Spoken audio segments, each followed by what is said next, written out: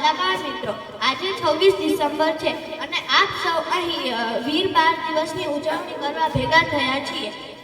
દોસ્તો, તમને આશ્ચર્ય થતો હશે કે આ દિવસ શા માટે ઉજવવામાં આવે છે। તો વીરો અને શહીદોની ધરતી, આમ તો અનેક ધરતી પર મહાપુરુષો છે જેમણે ધર્મ અને દેશની રક્ષા માટે પોતાના પ્રાણની આહુતિ આપી છે, પણ જો આ પ્રાણના આહુતિ આપનારી વ્યક્તિ કોઈ વીર બાળક હોય તો ઇતિહાસ વધારે હૃદયસ્પર્શી અને પ્રેરણાદાયી બને।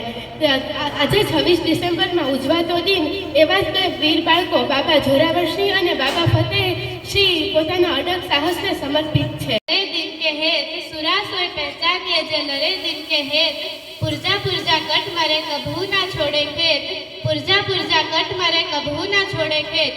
भारत देश એ વીરોની ભૂમિ છે જ્યાં અનેક શૂરવીરોએ પોતાના દેશ અને ધર્મની રક્ષા માટે પ્રાણની આહુતિ આપી છે।